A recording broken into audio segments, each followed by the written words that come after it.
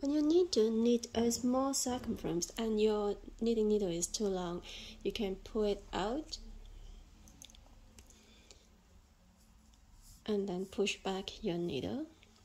I'm using a very long one, but you can also use a shorter one. I don't have it. So you form a loop at the beginning and then you keep on working it.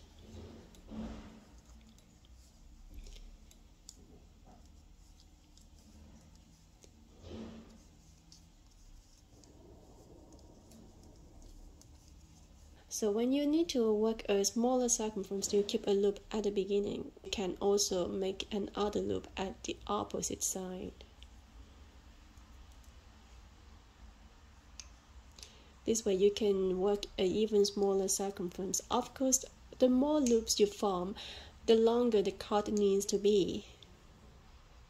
This is called the magic loop method. This is the standard one, where you have a loop at one side and another one at the other side.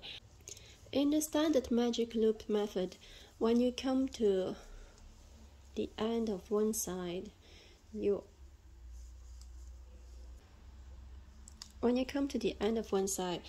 just pull out the right needle and push back the other side.